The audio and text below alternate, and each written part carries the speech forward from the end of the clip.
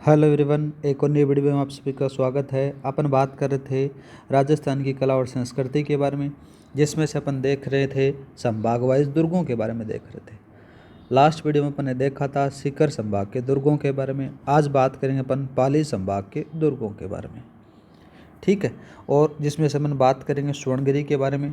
सबसे पहले अपन बात कर लेते हैं कि जो पाली संभाग है, उस पाली संभाग में कौन कौन से दुर्ग आपको देखने को मिलने वाले हैं। तो यहाँ पर लिखो पाली संभाग के दुर्ग।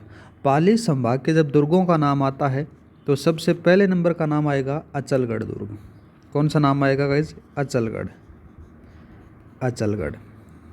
और अचलगढ़ कहाँ पर है ये याद रखना, माउंट आबू के अंदर से है। कहाँ है?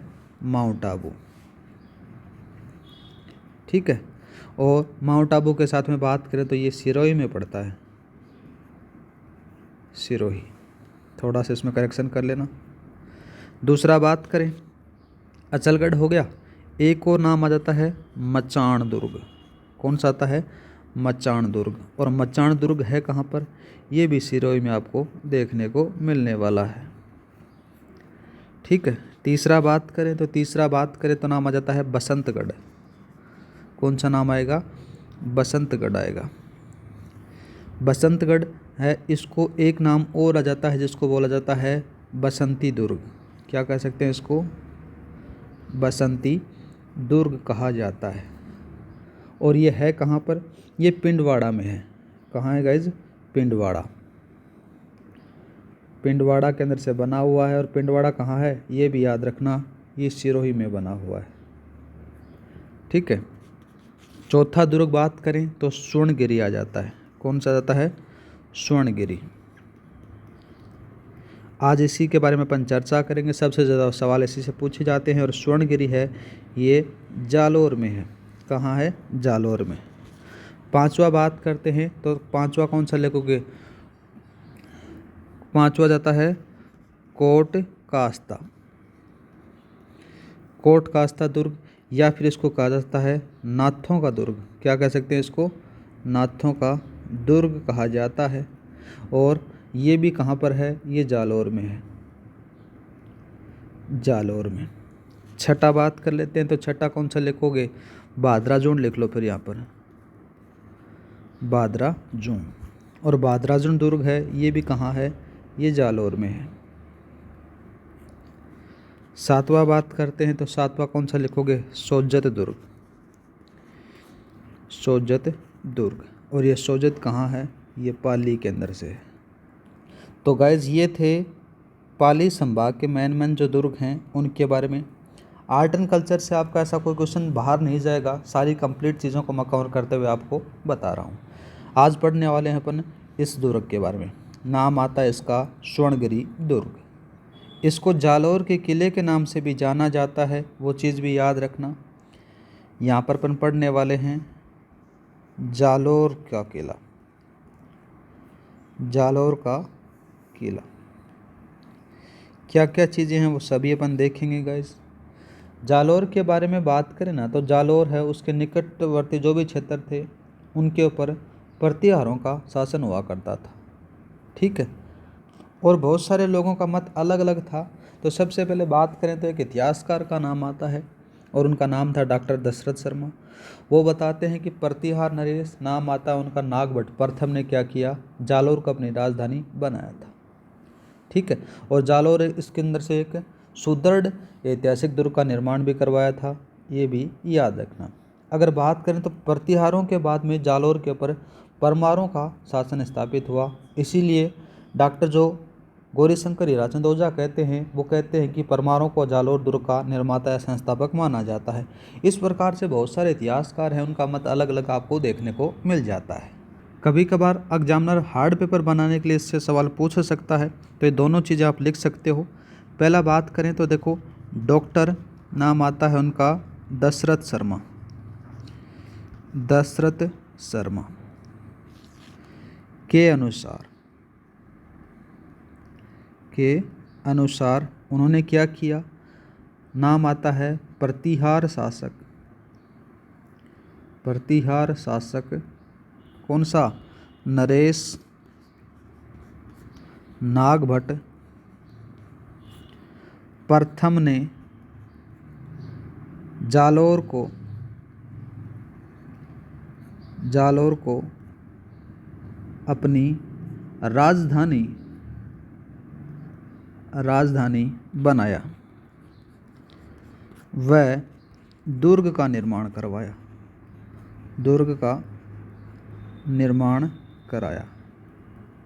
ठीक है। और आगे बात करें तो एक और इतिहासकार आते हैं, नाम आता है उनका डॉक्टर गौरीशंकर हीराचंद ओझा। उनके अनुसार भी बात करते हैं। ये क्या कहते हैं? ये कहते हैं जैसे ही प्रतिहारों के शासन के बाद किस पर?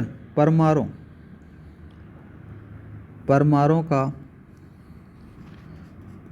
शासन जालोर पर हुआ। ठीक है गाइज। तो इसके बारे में कौन मानते हैं, ये चीज़ भी यहाँ पर लिख लो। यहाँ पर क्या लिखोगे? डॉक्टर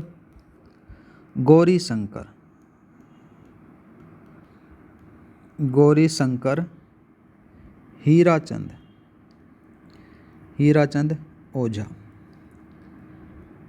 ने माना कि परमारों ने जालोर दुर्ग का निर्माता माना। ऐसे सवाल जैसे जिस प्रकार से अपन आज के ट्रेंड देख रहे हैं, जैसे आपने सीईटी का एग्ज़ाम भी देखा होगा, उन्होंने क्या किया, जैसे रीजनिंग के अनुसार कथन और कारण वाले जिस हिसाब से बना दिए गए, वैसे सवाल आज का ट्रेंड बहुत ज़्यादा चल रहा है। तो याद रखना, अपने को कंप्लीट पढ़ना पड़ेगा, तभी ज़्यादा समझ में आएगा। ठीक है। तो ये दो नदियों के संगम पर बना हुआ है।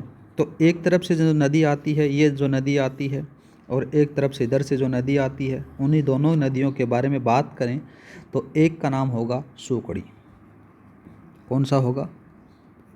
सूकड़ी नदी होगा। दूसरा बात करें तो देखो, ये नदी कंप्लीट एक ही नदी है, याद रखना, सूकड़ी नदी। इसके पास में एक पहाड़ी है, यहाँ पर एक पहाड़ी आ जाती है। इस पहाड़ी का नाम बात करें तो कौन सा जाता है? नाम याद रखना, कनकाचल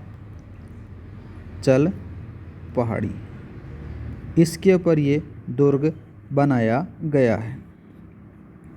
ठीक है गाइस, ये जालोर का दुर्ग है।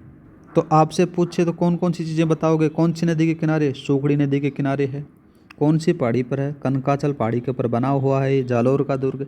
अब बात करें तो जालोर दुर्ग है ना, इस जालोर दुर्ग के ऊपर बहुत सारे लोगों या फिर बहुत सारे राजवंशों का अधिकार हुआ। उन अधिकारों के बारे में बात करें तो देखो, यहाँ पर लिखो, जालोर पर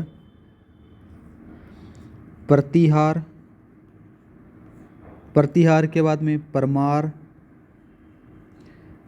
के बाद में कौन है? चालुक्य, जिसको सोलंकी बोला जाता है। चौहान हो गए, चौहान के साथ में राठौड़ हो गए, राठौड़ के साथ में जैसे दिल्ली के मुस्लिम सुल्तान हैं वो हो गए, मुग़ल बादशाह हो गए, और बहुत सारे मुस्लिम वंशज हैं जिनका अधिकार इसके ऊपर रहा था। यहाँ पर ये भी लिख लो, मुस्लिम सुल्तानों का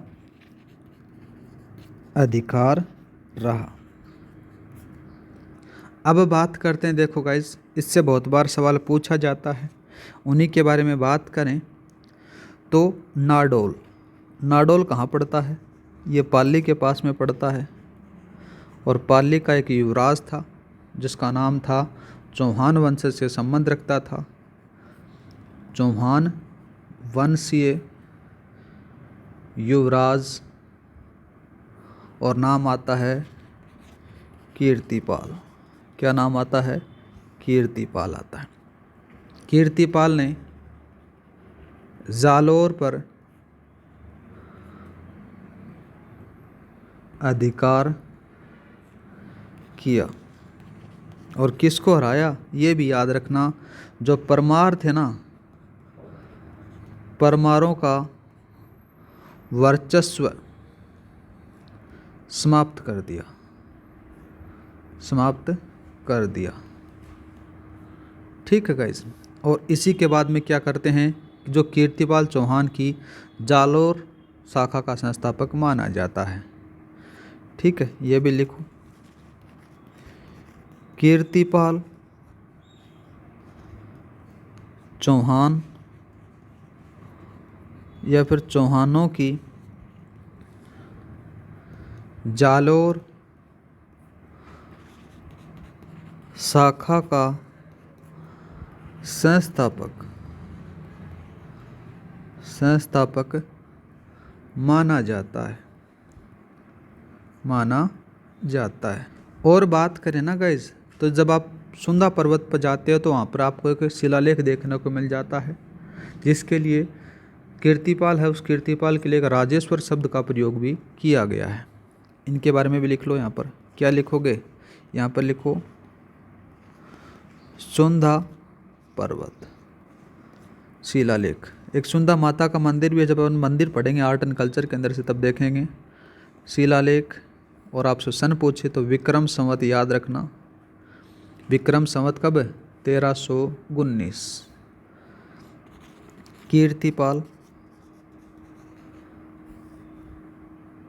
कीर्तिपाल के लिए कौन सा शब्द नाम आता है, कीर्तिपाल के लिए राजेश्वर शब्द का प्रयोग हुआ है। थोड़ा सा अपन यहाँ पर लिख लेते हैं, राजेश्वर। क्लास की जो पीडीएफ है आपको टेलीग्राम पर मिल जाएगी। टेलीग्राम का जो लिंक है डिस्क्रिप्शन में दे रखा है, वहाँ पर जाकर आप ज्वाइन कर सकते हो। हर क्लास की पीडीएफ वहाँ पर मैंने डाली हुई है। कीर्तिपाल के लिए राजेश्वर शब्द का प्रयोग किया है या फिर हुआ है। और बात करें तो जो कीर्तिपाल था ना, उस कीर्तिपाल के जो वंशज थे वो जालोर किले के लिए जो किले थे, इसमें से सोनलगढ़ आ गया, सोनलगढ़, और उसकी सोनगिरी पर्वतमाला के नाम से सोनगरा चौहान कहलाए थे। उपनामों के बारे में बात करें जैसे जलालाबाद हो गया, स्वर्णगिरी हो गया, जबालीपुर हो गया, कंकाचल दुर्ग हो गया, सोनलगढ़ हो गया, सारे बहुत सारे नाम आपको देखने को मिल जाते हैं। तो एक चीज़ यहाँ पर भी लिख लो गाइज, यहाँ पर क्या लिखोगे कि कीर्तिपाल के वंशज जालोर के किले नाम आता है उनका सोनलगढ़। सोनलगढ़ व उसकी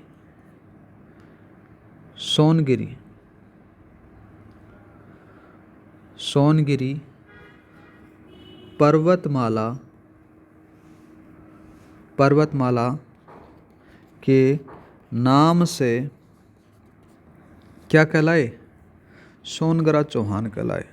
क्या कहलाए, सोनगरा चौहान कहलाए। एक नाम और देखने को मिलेगा सोनगरा की जगह सोनगरे, ये भी याद रखना। ये दोनों एक ही नाम आपको देखने को मिलने वाले हैं। और बात करते हैं इसके अन्य नामों का जब जिक्र होगा तो आपको यहाँ पर देखने को मिल सकते हैं। नाम आ जाता है जलालाबाद। कौन सा आएगा, जलालाबाद। ये बहुत बार पूछा भी गया है। जलालाबाद के बाद में आ जाता है स्वर्णगिरी। क्या आता है, स्वर्णगिरी आता है। स्वर्णगिरी दुर्ग कहा जाता है। स्वर्ण दुर्ग के बाद में एक को लिखो जाबालीपुर। क्या नाम आ जाता है गाइज, जाबालीपुर दुर्ग भी इसको कहा जाता है। एक और लिख लो फिर, जिस पहाड़ी पर बना हो उसी के नाम से इसका नाम भी देखने को मिल जाता है, कंकाचल दुर्ग। और कंकाचल के दुर्ग के बाद में एक को नाम लिखो सोनलगढ़।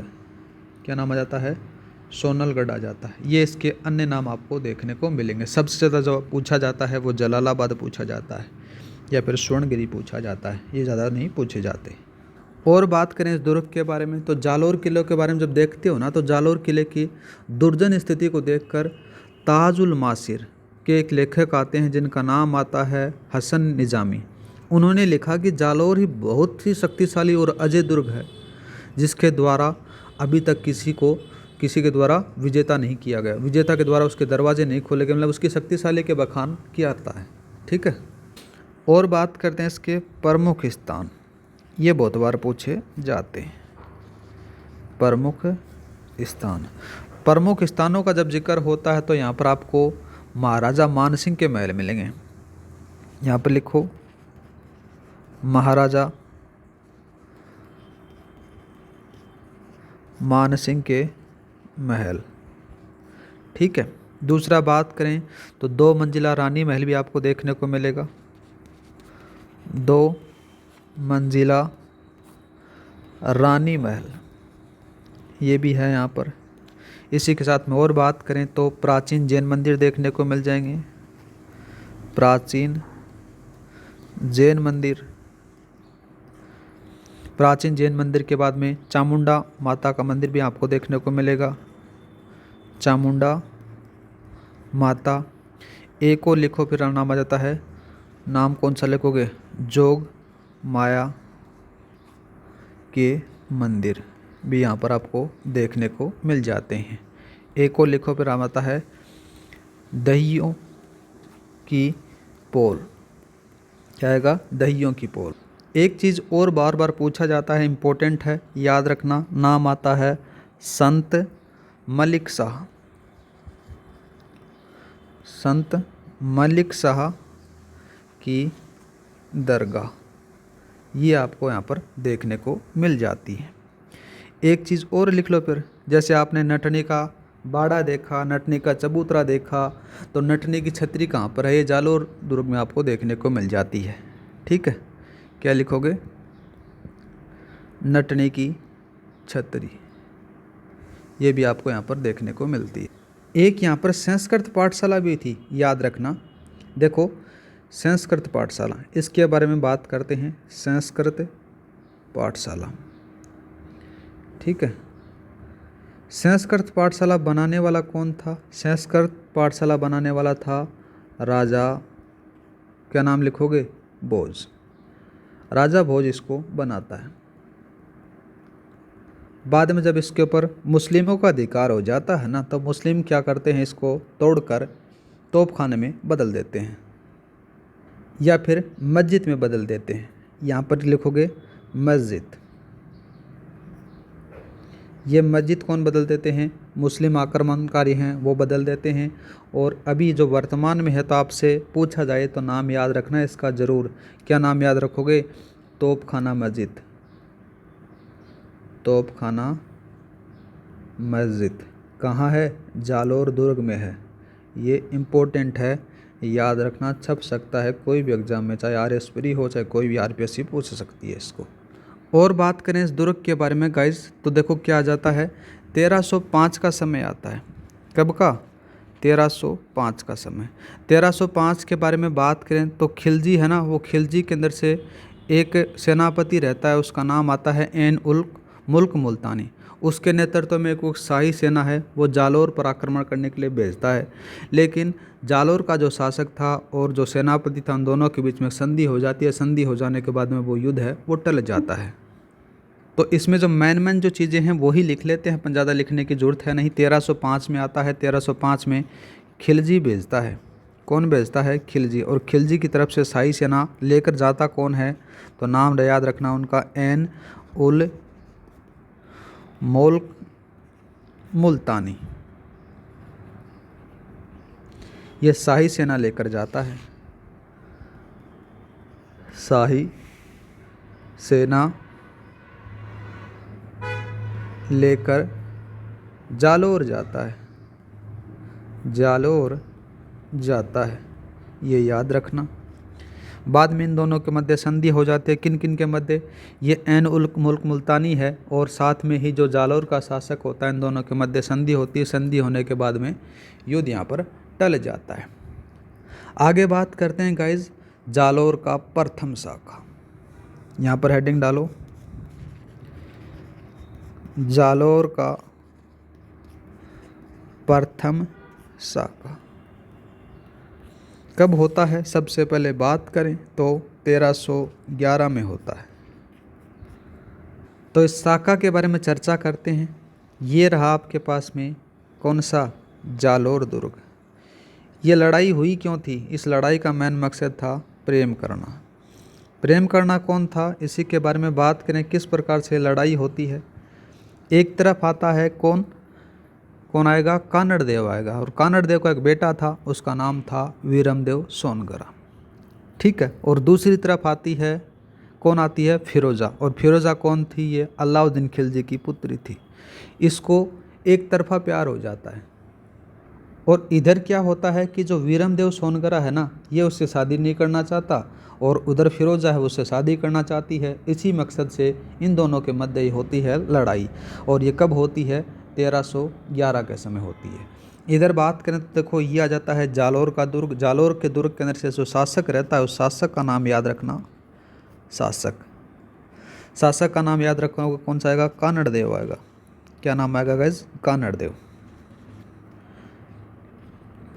कानड़ देव। और इनका पुत्र रहता है, पुत्र का नाम आ जाता है कौन, वीरमदेव, वीरमदेव सोनगरा। ठीक है। और इनकी माता का नाम याद रखना। माता का नाम क्यों, क्योंकि इनके द्वारा जोहर किया जाता है, नाम आता है जैतल दे। इधर दिल्ली है। दिल्ली का शासक कौन रहता है, यहाँ पर एक के रहता है। एक के बोलो तो अलाउद्दीन खिलजी रहता है। अलाउद्दीन खिलजी की तरफ से बात करें तो इनकी एक पुत्री होती है जिसका नाम आता है फिरोज़ा। ठीक है, फिरोज़ा पुत्री, ये भी याद रखना। इनका एक सेनापति रहता है, उस सेनापति का नाम भी याद रखना जो यहाँ पर जीतने के लिए जाता है। तो उस सेनापति का नाम क्या लिखोगे गाइज, तो इनका जो सेनापति का नाम आता है कमालुद्दीन, कमालुद्दीन गुर्ग। इनको जो फिरोज़ा को प्रेम होता है किससे, वीरमदेव सोनगरा से प्रेम हो जाता है, एक तरफा, याद रखना। वीरमदेव सोनगरा इससे प्रेम करता नहीं है, ये प्रेम करती है। और फिरोज़ा बोलती है कि मेरे को तो शादी इसी से करनी है और किसी से नहीं करनी। ये इससे मिलने भी चली जाती है, लेकिन कहाँ पर चली जाती है, ये जालोर चली जाती है, लेकिन संदेश भी भिजवाती है और वापस इसको भेज देता है कि तू अपने घर पे चली जा। बाद में क्या होता है, अलाउद्दीन खिलजी है, ये अपने सेनापति को भेजता है, नाम था उसका कमालुद्दीन गुर्ग। ये आता है 1311 ईस्वी के अंदर से जालोर के पास। ये जब कमालुद्दीन गुर्ग है, ये जालोर के ऊपर आक्रमण करने के लिए आता है ना गाइज, तो कानड़ देव था, उस कानड़ देव का एक सेनापति था, सेनापति। इस सेनापति का नाम भी याद रखना क्योंकि इसने विश्वासघात किया था। नाम आता है इसका बीका दहिया, बीका दहिया सरदार। ये किसका सेनापति रहता है, ये कानड़ देव का रहता है। इसने क्या किया, कानड़ देव के साथ में गद्दारी कर दी, बोले तो विश्वासघात कर दिया। इसने सारे के सारे जो दुर्ग के रास्ते थे वो बता देता है कमालुद्दीन गुर्ग को, और कमालुद्दीन गुर्ग है ये जालोर दुर्ग के अंदर से घुस जाता है। बाद में क्या होता है कि जो कानड़ देव है वो अपनी वीरता के साथ में इसके साथ में युद्ध करता है, लेकिन कमालुद्दीन गुर्ग से जीत नहीं पाता है क्योंकि इसकी दुर्ग के ऊपर से कंप्लीट रूप से अधिकार हो जाता है कमालुद्दीन गुर्ग का, जिसके कारण जो कानड़ देव है वो वीरगति को प्राप्त हो जाता है। और इसका जो पुत्र है वीरमदेव, ये भी इनके साथ में जाना नहीं चाहता है। तो ये वीरमदेव क्या करता है, अपनी जो आराध्य देवी है आशापुरा माता, उसके सामने क्या करता है, कटार घोंसकर अपनी हत्या कर लेता है। और जो कानड़ देव की पत्नी है, नाम आता है उनका जैतल दे, वो भी क्या करते हैं, अन्य रानियों के साथ में जोहर कर लेते हैं। बाद में क्या होता है, जो कमालुद्दीन गुर्ग है कंप्लीट रूप से जालोर दुर्ग के ऊपर अधिकार कर लेता है। तो फिरोज़ा क्या करती है, ये वीरमदेव का सर मंगवाती है। ये कहती है कि वो मेरे से शादी नहीं करना चाहता, तो उसका सर चाहिए मुझे। तो वो सर लाने के लिए क्या करता है, वो वीरमदेव का, मरे हुए वीरमदेव का सर काटता है। ठीक है। और काटने के बाद में यहाँ से वो सर है वो लेकर चला जाता है कमालुद्दीन गुर्ग, कहाँ पर, दिल्ली लेकर चला जाता है और फिरोज़ा को दे देता है। फिरोज़ा बाद में क्या करती है, उसका विधि विधान से दाह संस्कार करती है और बाद में यमुना नदी में कूदकर अपनी जान दे देती है। इसमें से कानड़ देव ख़त्म हो गया, वीरम देव सोनगरा ख़त्म हो गया, जेतल देव ख़त्म हो गया। बाद में बचता है कानड़ देव का एक सेनापति नाम था उसका बीका दैया सरदार। इसका क्या होता है कि इसकी पत्नी को पता चलता है कि इसने राजा के साथ में गद्दारी की है, तो इसकी जो पत्नी है, पत्नी का नाम आता है हीरा दे। वो क्या करती है, इसकी हत्या कर देती है भैया बीका दैया सरदार की। ये भी याद रखना। अब होता क्या है, संपूर्ण रूप से इसके ऊपर अलाउद्दीन खिलजी का अधिकार हो जाता है। एके का जालोर दुर्ग पर अधिकार हो गया, बाद में क्या करता है, एके इसका नाम बदलता है। ये बहुत बार पूछा जाता है, नाम बदलता है। क्या नाम बदला, जलालाबाद कर दिया गया, जलालाबाद। ये चीज़ें याद रखना। और क्या होता है, जब इसके अंदर से अब हम जाते हो तो एक संस्कृत पाठशाला हुआ करती थी। ये पहले संस्कृत पाठशाला, इस संस्कृत पाठशाला को क्या करता है, ये तुड़वा देता है। तुड़वाने के बाद में यहाँ पर अलाउद्दीन खिलजी की मस्जिद का निर्माण करवाता है एके। ठीक है, अलाउद्दीन खिलजी की मस्जिद, ये कौन बनाता है, ये एके बनाता है। या फिर आपको नाम देखने को मिलेगा अलाई मस्जिद। क्या मिलेगा, अलाई मस्जिद भी आपको देखने को मिल सकता है। इसी को कहा जाता है, इसका निर्माण एके करवाता है।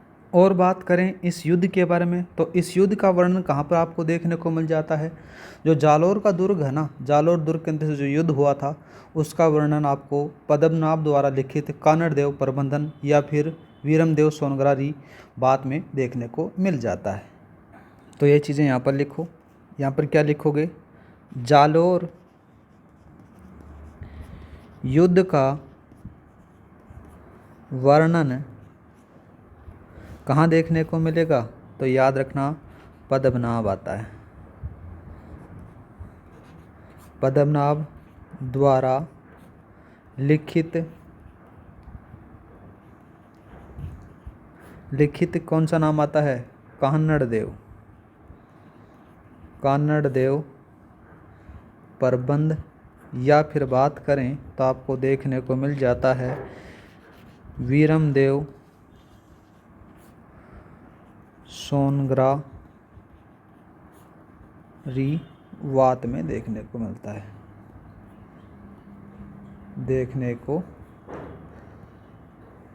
है,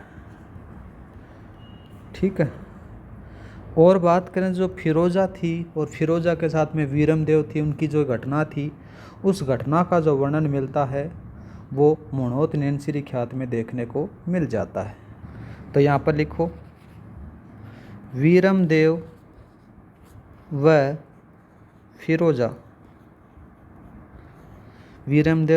व फिरोजा की घटना का वर्णन कहाँ मिलेगा, नाम याद रखना मुणोत नैनसी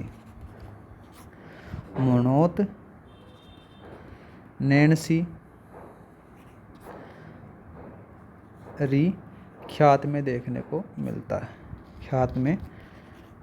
है, एक चीज़ और याद रख लेना गाइज, जिससे आपको ज़्यादा सुविधा रहेगी। जो वीरम देव और फिरोजा की घटना थी उसको एक अन्य नाम से भी और जाना जाता है, उसको कहा जाता है फिरोजा प्रकरण। फिरोजा प्रकरण क्या है, तो याद रखना वीरम देव व फिरोजा की घटना है, किस प्रकार से प्रेम होता है वगैरह वगैरह, वह सारी चीज़ें इसमें देखने को मिल जाती हैं। और बात करें तो जालोर दुर्ग है ना, यहाँ पर लिखो, जालोर दुर्ग को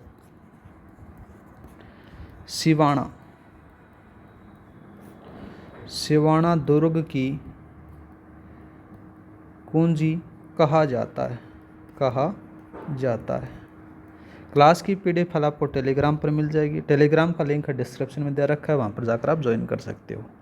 और बात करें तो एक मारवाड़ का शासक आता है। मारवाड़ के शासक ने क्या किया, मालदेव ने इस किले को जीता था, याद रखना। और अलाउद्दीन खिलजी को मैंने बताया कि यहाँ पर अलाउद्दीन खिलजी के द्वारा अलाई मस्जिद का निर्माण करवाया जाता है। एक दो चीज़ें और बची हैं वो भी लिख लो गाइज। यहाँ पर क्या लिखोगे, जो स्वर्णगिरी है ना, स्वर्णगिरी पहाड़ी, जो स्वर्णगिरी पहाड़ी है वो नाम आता है जालंधर नाथ, जालंधर नाथ की तपोस्थली, तपोस्थली भी रही है। तो इन्हीं के नाम पर इसको एक और नाम पड़ जाता है, नाम आ जाता है जालंधर दुर्ग, इसको कहा जाता है। इस दुर्ग से कथन आता है, उस कथन के नाम को याद रखना। कथन यह था कि राई का भाव तो रातों ही गया। ये चीज़ें यहाँ पर देखने को मिल जाती है। जब राजस्थान के अंदर से स्वतंत्रता संग्राम होता है, जब अपन मॉडर्न हिस्ट्री पढ़ेंगे उसमें से देखेंगे तो इसके अंदर से क्या होता है, तो माथुर दास आते हैं, माथुर दास माथुर को, और साथ में ही एक और नाम आ जाता है, दूसरा नाम आएगा गणेशी लाल व्यास, तीसरा आ जाता है फतेहराज जोशी, और एक और नाम आता है तुलसीदास राठौड़। इन नेताओं को क्या किया जाता है, इस किले के अंदर से कैद करके रखा जाता है। गाइज आज के लिए इतना ही, मिलते हैं नेक्स्ट वीडियो में। जय हिंद, जय भारत। क्लास अच्छी लगी हो तो सब्सक्राइब करना। क्लास की जो PDF है आपको टेलीग्राम पर मिल जाएगी, टेलीग्राम का लिंक है डिस्क्रिप्शन में दे रखा है, वहाँ पर जाकर आप ज्वाइन कर सकते हो। हर क्लास की PDF वहाँ पर अवेलेबल है।